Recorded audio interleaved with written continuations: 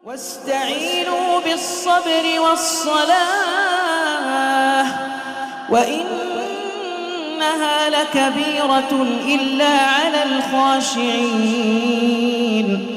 الذين يظنون أنهم ملاقو ربهم وأنهم إليه راجعون.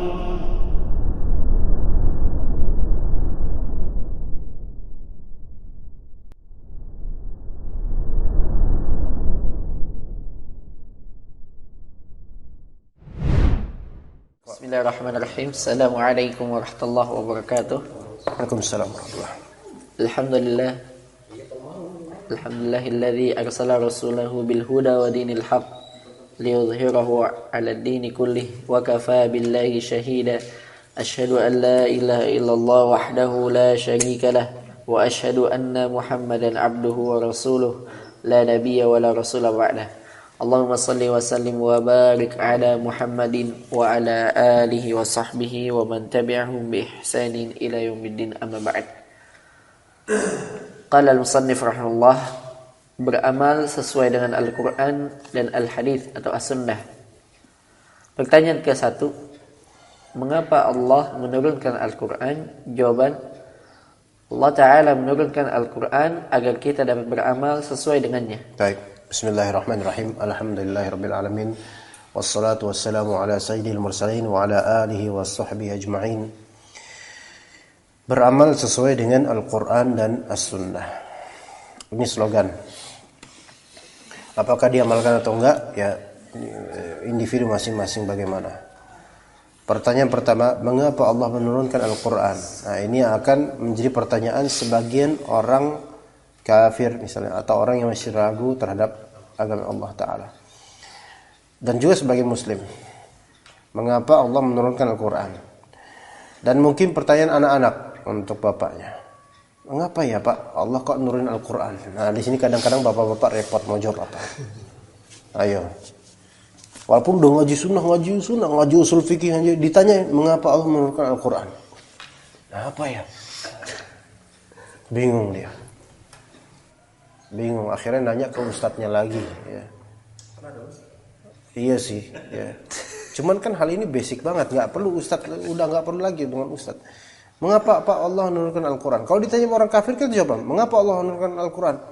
Aku tidak tahu. Ini mah dikubur nanti ya. Mengapa Allah menurunkan Al-Quran? Allah Ta'ala menurunkan Al-Quran agar kita dapat beramal sesuai dengan Al-Quran.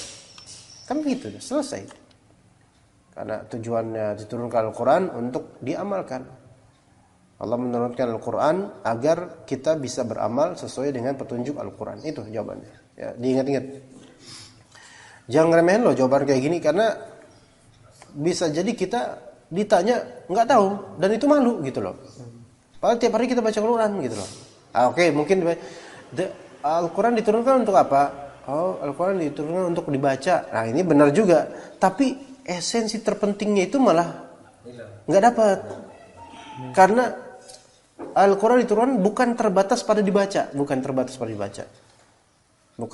pada dibaca saja, tapi diamalkan, ditadaburi ya. Allah Ta'ala berfirman, ittabi'u ma unzila ilaikum min rabbikum, ikutilah apa yang telah diturunkan kepada kalian dari Rabb kalian.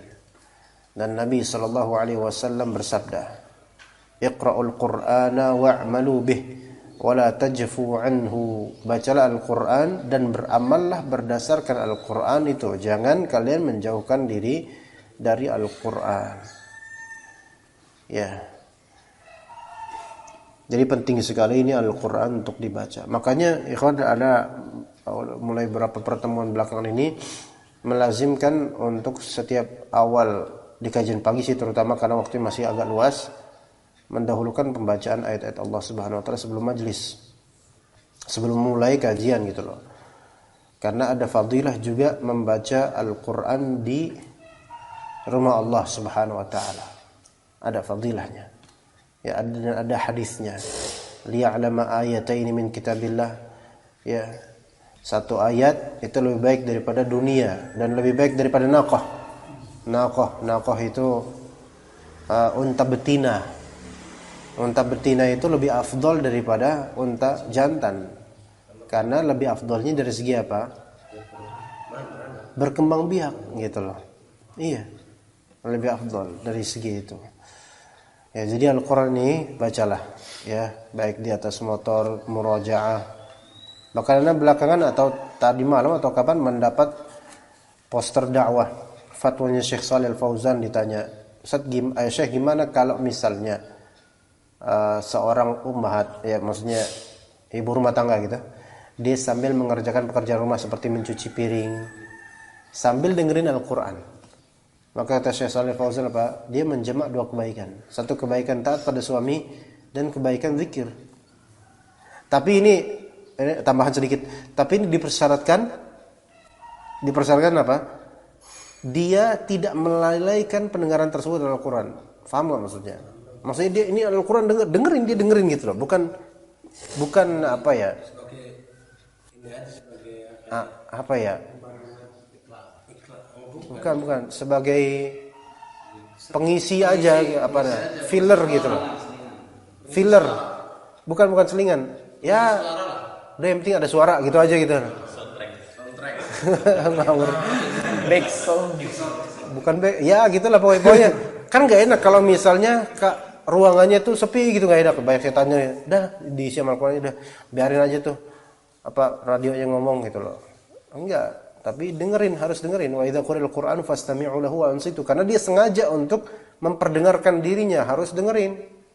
Oke, boleh diselingin, mungkin ada kebutuhan ngomong, ya itu enggak apa-apa. Tapi ketika ada kalamullah harus dengerin. Kalau dia sengaja untuk menyetelnya gitu loh. Beda kalau misalnya di setel di masjid misalnya. Orang enggak diwajibkan untuk mendengarnya. Kenapa? Karena itu bukan ikhtiar mereka, bukan pilihan mereka. Ya, kalau di suatu kantor di stand murotal itu yang rata-rata ya orangnya nggak mendengar. Khoto salah kalau di public place itu malah sebagian ulama itu melarangnya. Di antara ulama Malikiyah ada dalam salah satu kitab fikih Maliki itu dibahas masalah ini, masalah membaca Al-Qur'an jahriyan keras-keras di pasar. Itu sudah dibahas sama ulama berapa ratus tahun lalu. Maka dikatakan hukumnya mamnu', tidak boleh. Karena madaratnya lebih besar dibandingkan didengarkan. Orang-orang kan sibuk dengan dagangannya. Gitu. Makanya jangan. Anda berapa kali ya masuk ke suatu kantor? Kantor. Pabrik lah. Anda tahu maksud antum apa? Yang itu Antum nggak tahu maksud Anda apa kan? Tapi Anda tahu.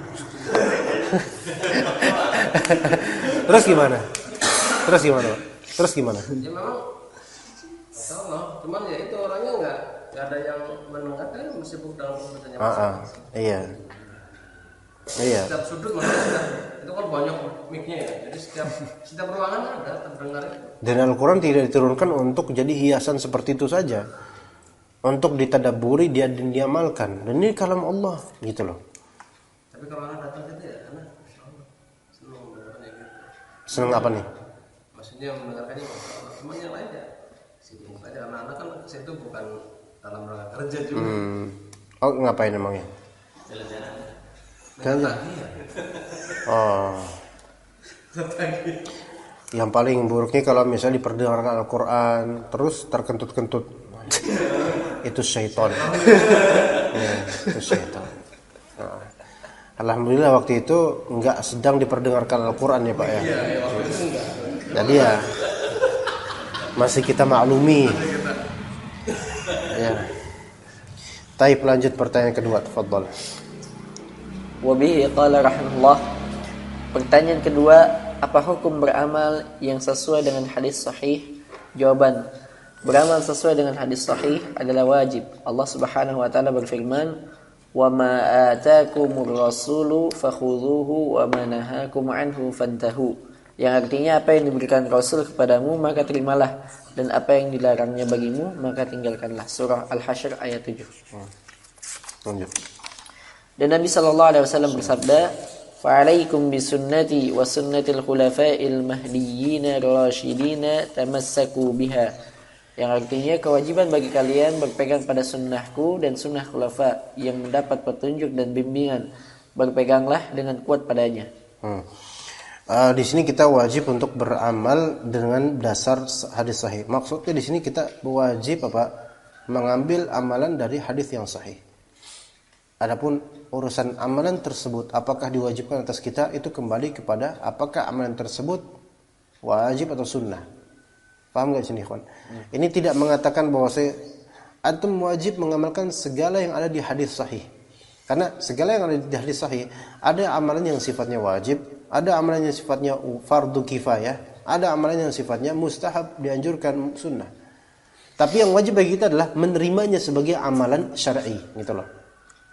Contoh misalnya Rasulullah SAW menyatakan sebaik-baik puasa Daud, puasa sunnah, puasa Daud misalnya. Taib. Jangan antum pahami kita wajib hukum beramal dengan sesuai kita wajib beramal sesuai dengan hadis yang sahih. Dan itu hadis sahih. Berarti puasa Daud wajib dong? Enggak. Maksudnya di sini adalah antum ittikhadzul amal syar'i, gitu loh. Mengambil ini sebagai amalan syar'i itu wajib. Menganggap ini sebagai amalan syar'i dan menjadikan dasar sunnah sebagai amalan syar'i itu wajib. Tetapi untuk setiap single amalnya itu diperhatikan lagi apakah dia amalan wajib atau dia amalan ghairu wajib, sunnah. Itu yang kembalikan. Maka yang sunnah berarti enggak wajib. Dan yang wajib pun belum tentu wajib aini, fardu ain, belum tentu. Kadang-kadang fardu kifayah. Ya, kadang-kadang fardu kifayah. Gitu ya. Baik. Dan apa yang Rasul berikan kepada kalian maka fakhudhuhu. Tahnik misalnya, tahnik. Itu siapa yang awal mengalami Rasulullah SAW melakukan itu. Wajib enggak baik tahnik? Enggak wajib. Tapi kalau antum melakukan itu alhamdulillah. Dan ini sunnah Nabi SAW dalam artian ini metodenya hidup Nabi, iya. Maka lakukan itu kalau memang antum mau, kalau tidak ya antum tidak berdosa. Begitu. Baik, lanjut. Pertanyaan ketiga. Pertanyaan ketiga, bisakah kita mencukupkan dengan Al-Quran saja tanpa hadis? Jawaban, tidak. Kita tidak bisa demikian. Allah Ta'ala berfirman, wa anzalna ilaika dzikra litubayyana lin-nasi ma nuzzila ilaihim wa la'allahum yatafakkarun. Yang artinya, dan kami turunkan kepadamu Al-Quran agar kamu menerangkan pada umat manusia apa yang telah diturunkan kepada mereka dan supaya mereka memikirkan. Surah An-Nahl ayat 44. Dan Nabi SAW bersabda, ala inni utitul kitaba wa mithlahu ma'ah. Yang artinya, ingat, sesungguhnya aku telah diberi Al-Quran dan yang serupa dengannya yaitu hadis bersama dengan itu. Ya, jadi kita nggak bisa mencukupkan dalil Al-Quran aja, hadis kita nggak ikutin, nggak bisa seperti itu. Di situ dulu, nggak dari sini. Caranya itu berarti. Nanti diberesin ya, takutnya jadi fitnah nanti. Bukan Ustaz, karena bawa daging. Bukan karena kopi. Daging memang begini. Oh, daging. Menggoda kejiwaan mereka. Enggak. Ya jauh. Kemana itu? Kok sampai sini doang ya? Karena curiga aneh yang diincer ini. Kita lihat bagaimana kesudahannya. Ya. Jadi nggak bisa kita mencukupkan Al-Quran aja, hadis tidak kita amalkan atau tidak kita sadarkan dari dalil, nggak bisa. Dan ini adalah kerjaannya inkarus sunnah atau yang disebut Quraniyun. Mereka menyebutnya Quraniyun. Ini anak khawatirnya mereka bisa kufur dengan keyakinan bahwasanya Rasulullah SAW itu tidak layak dijadikan dalil kalimat perbuatan dan juga perkataannya. Anak khawatir, tapi mereka terkena syubhat, jadi tidak lantas kita kafirkan, melainkan kita harus ajarkan kepada mereka bahwasanya kita tidak bisa meninggalkan hadis Nabi SAW. Itu adalah sandaran dalil dan itu termasuk wahyu. Dengan dalil apa diantaranya? Ala inni utitul kitaba wa mithlahu ma'ah. Sesungguhnya aku telah diberi Al-Quran dan yang serupa dengannya, yaitu hadis bersama dengan itu. Maka hukum-hukum fikih terutama itu tafsil rinciannya itu banyak dalam as-sunnah, karena as-sunnah diantara tugasnya adalah mubayyin li mujmalil Quran, menjelaskan yang global dari Al-Quran. cara sholat, cara zakat, cara puasa, beberapa syarat sah dari muamalat itu dalam sunnah dijelaskan. Maka kalau misalnya kita nggak menjadikan sunnah sebagai hujjah, ya repot, ya repot. Jadi agama kita gimana nanti? Salatnya susah. Sallu kama ra'aitumuni usolli, kata Nabi SAW. Salatlah kalian sebagaimana kalian melihat diriku salat. Enggak Ustaz, enggak ya Rasulullah. Perkataan Anda bukan hujjah misalnya. Gimana? Terus ente salat enggak? Gimana caranya salat? Enggak salat jadinya. Mau salat aqimus shalah ya, iqamatus shalah. Kemudian memahami aqimus shalah itu lebih parah lagi. Aqimus shalah artinya iqamat doang. Qomat doang. Jadi enggak salat. Aduh. Jadi orang kalau misalnya meninggalkan hadis itu, Anda nggak tahu apa ada orang yang hidupnya seperti itu gitu loh. Tapi emang ada golongan seperti itu. Tapi nyatanya nggak bisa. Ya nyatanya mereka juga sebenarnya melakukan sunnah juga gitu loh. Iya. Coba Anda pernah menemukan itu? Kan ada pesantren yang menyebarkan kitab-kitab segini nih. Lebih tebal sih. Cilacap. Pantas ya antum kayak gini. Cilacap ternyata. Kalau aneh sih waktu itu ngelihatnya Solo. Ya nggak tahu kalau yang Cilacap ya kalau melihat antumnya sih wajar sih ada kayak gitu ya. Nah, ini bukunya bagus. Cetakannya Masya Allah bagus. Iya, Al-Quran doang isinya. Banyak ayat-ayat. Orang awam kan, Masya Allah nih Quran, Masya Allah. Banyak nih. Dalilnya banyak nih Al-Quran. Nggak ada satupun hadis. Ana habis sholat di salah satu musola di Jakarta ini. Terus orang dia berikan itu. Bagi-bagi itu kan. Anda baca semua. Anda nggak tahu dia sholat apa enggak gitu. Nah terus Anda langsung datangin kepada dia. Mas ini kok isinya Quran doang ya Mas ya. Anda nggak langsung inkar sunnah ya, Anda nggak gitu. Waktu itu masih bujang soalnya. Mas ini kok Quran semua ya? Dia bingung mau jawab apa. Dia sendiri bingung mau jawab apa gitu. Kok nggak ada hadisnya Mas ya? Bingung. Dia bingung jawab apa. Dan Anda bingung dengan kebingungan dia. Sama-sama bingung. Jadi sama-sama bingung. Udah balikin aja lah. Anda mikirnya dia tuh ini habis sholat asar. Dia tuh tadi sholat asar apa enggak gitu loh. Dan kalau sholat asar tuh kaifiyah sholatnya kayak gimana? Karena takbiratul ihram ada ketentuannya. Ya. Kemudian habis itu baca apa? Kan? Coba baca apa habis itu? Kalau dia takbiratul ihram ini udah kelihatan ngikutin Nabi SAW gitu loh.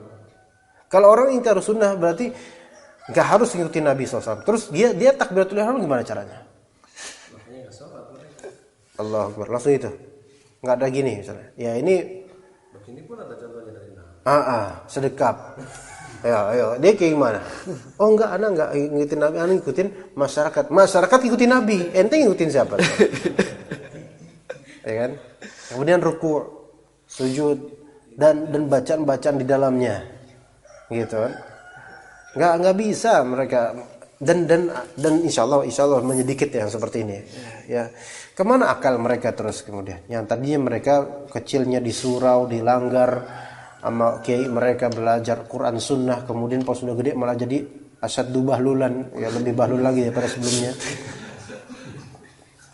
Ya, lanjut, fadhal.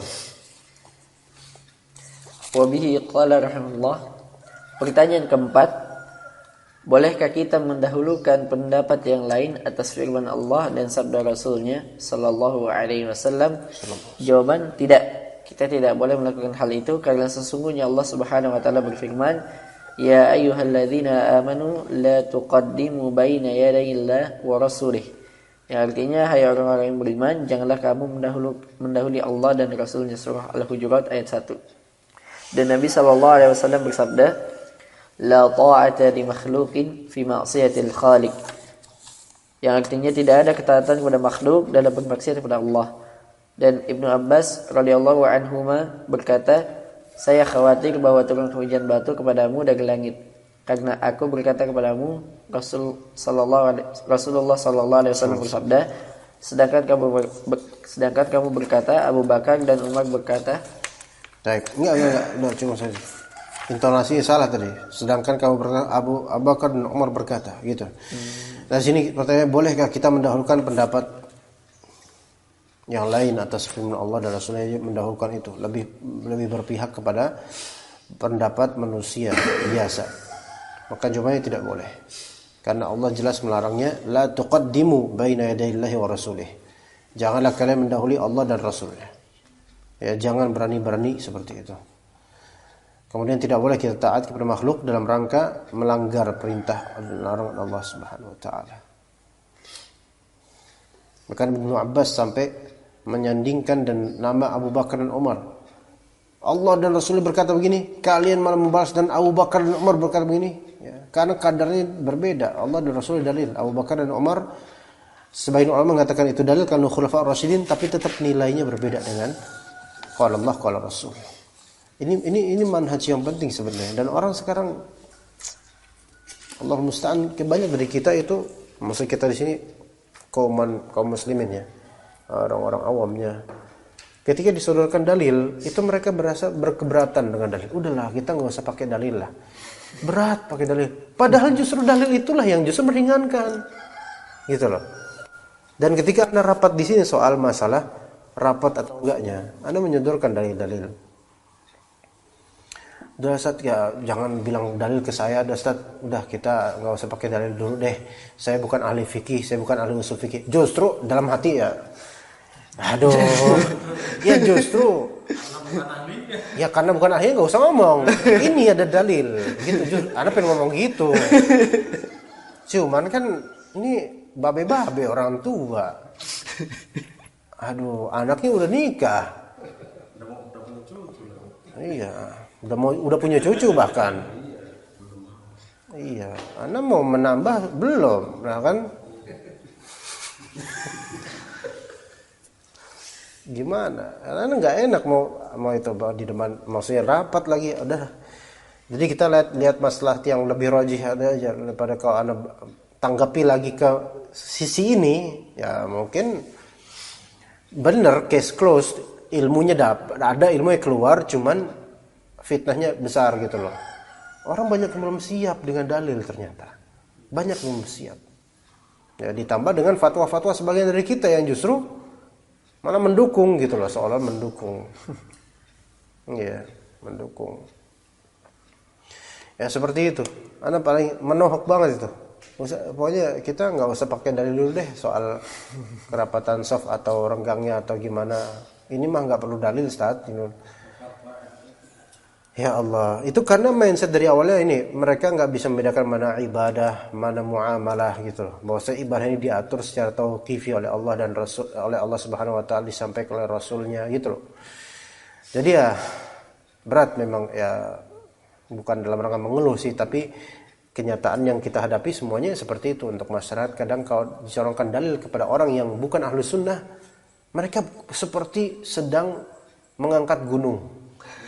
Tapi ketika berpendapat, itu seperti seringannya air terjun gitu loh. Terus gitu, pendapat. Terus Anda ceramahin jemaah semua, justru yang menjadi perselisihan kita inilah ketika semua berpendapat. Karena masing-masing otak tuh beda-beda. Maka Anda sebutkan, fa in tanaza'tum fi syai'in farudduhu ila Allah wa Rasul. Ya udah, ke Allah dan Rasul. Ke Al-Qur'an dan As-Sunnah, di situ tuh garis barometernya, Pak. Ya tapi tetap aja, karena memang default dari sejak dulunya diajarin bukan ke dalil, bukan ittiba, tapi taklid atau ngelihat masyarakat gimana, ya nggak kena. Ya itu hidayah milik Allah lah, udah khalas. Ana yang penting sudah menyuguhkan kepada mereka sajian yang berdalil, udah kita nggak bisa maksa, gitu kan? Kita nggak bisa maksa. Ya, ini aja udah alhamdulillah kan, X-nya udah dihilangkan kan? Ini udah progres dah, itu udah bagus gitu loh. Karena kemarin ini X-nya ada nih. Ntar ada Y, Z. Ya. Ya tapi itu udah progres, sudah alhamdulillah. Kita bersyukur. Kita maklumi sebenarnya, cuma ya namanya juga kan usaha ya, mendekati yang mana yang paling bijak, berdalil gitu kan, itu usaha aja kita tawarkan. Ya, taufik dari Allah Subhanahu wa taala. Tetap insyaallah mereka makjur insyaallah dengan spirit mereka untuk memakmurkan masjid ya gitu. Baik, fadhal. Wa bihi qala rahimahullah. Pertanyaan kelima, apa yang harus kita lakukan jika terdapat perbedaan pendapat dalam masalah agama? Jawaban, kita harus mengembalikan pada Al-Quran dan As-Sunnah yang sahih. Allah Ta'ala berfirman, فَإِن تَنَازَعْتُمْ فِي شَيْءٍ فَرُدُّوهُ إِلَى اللَّهِ وَرَسُولِهِ إِن كُنتُمْ تُؤْمِنُونَ بِاللَّهِ وَالْيَوْمِ الْآخِرِ ذَلِكَ خَيْرٌ وَأَحْسَنُ تَأْوِيلًا.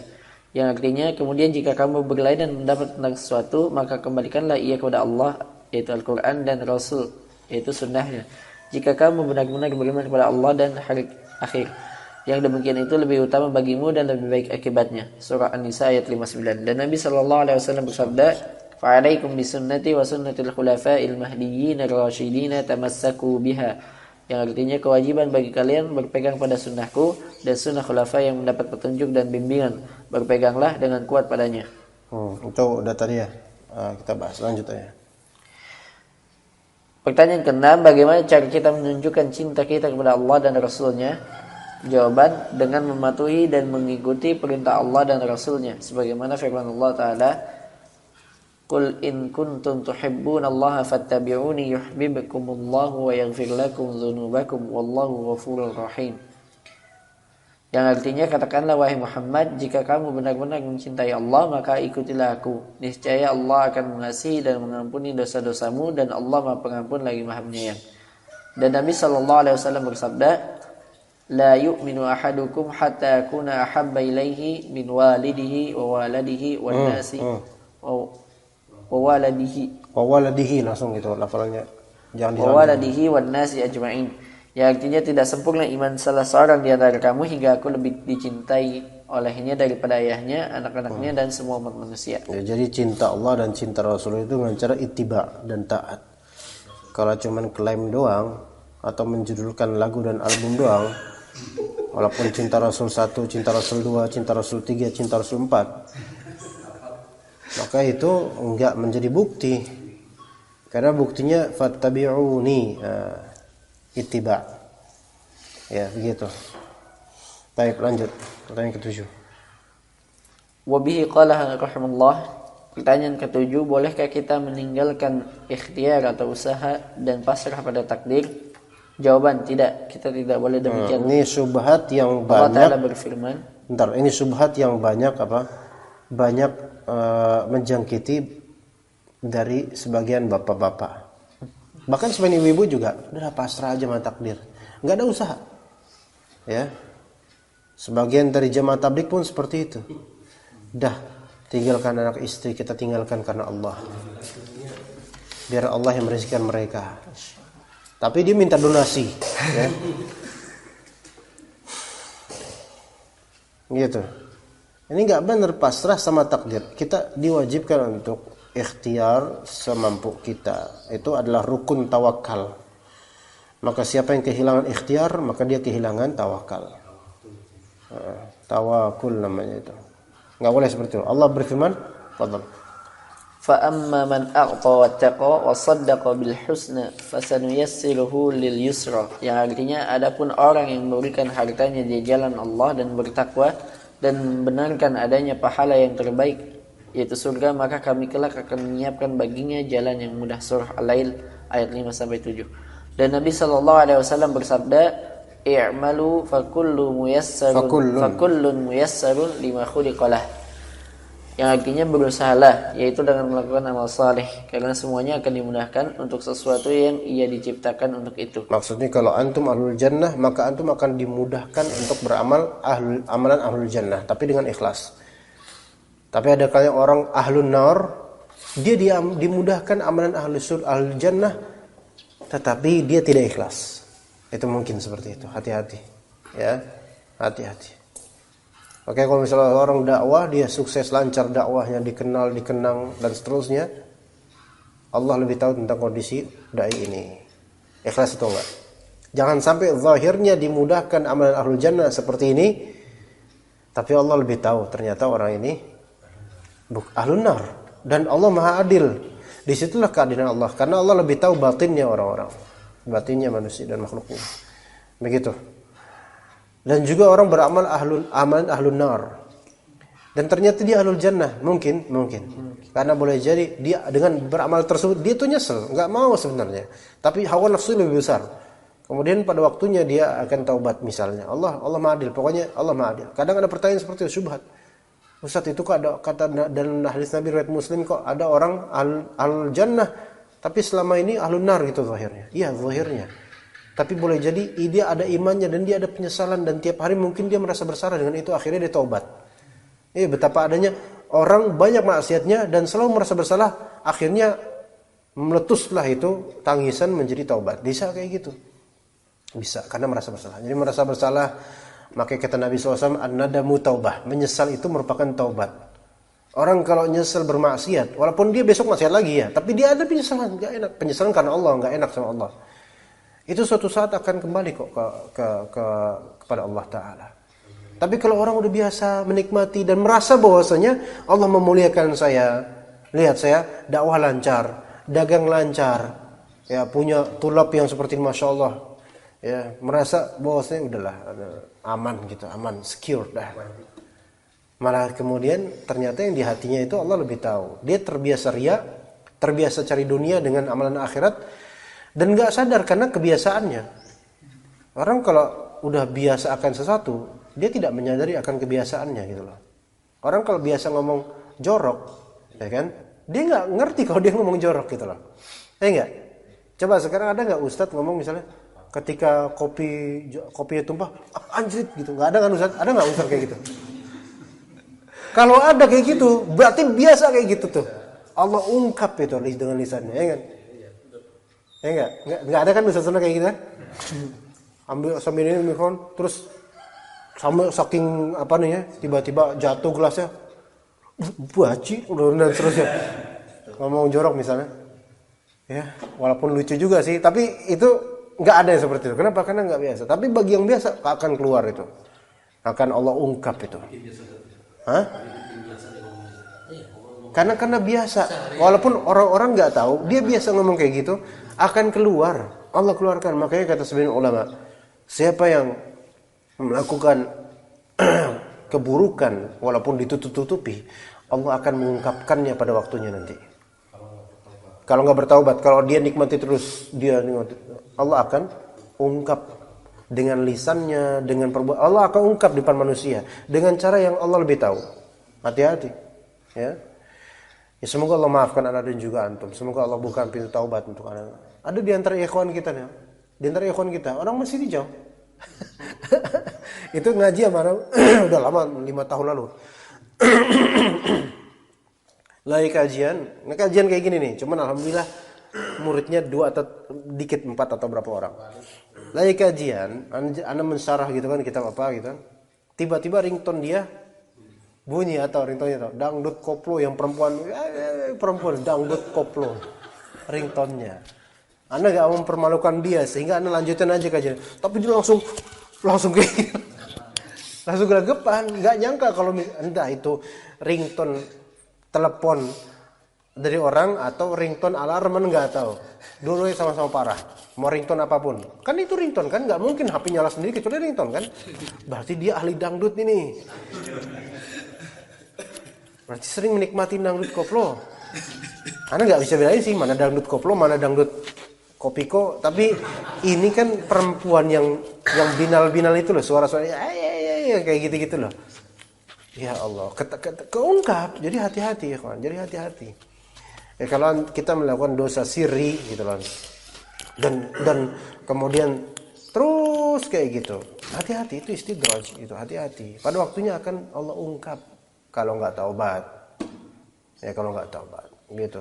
Taubatlah setiap hari, ya gitu, dan jangan lakukan itu. Ya sallallahu ala nabiyina Muhammad wa ala alihi wa sahbihi ajma'in. Subhanakallahumma bihamdika asyhadu an la ilaha illa anta astaghfiruka wa atubu ilaik. Assalamualaikum warahmatullahi wabarakatuh.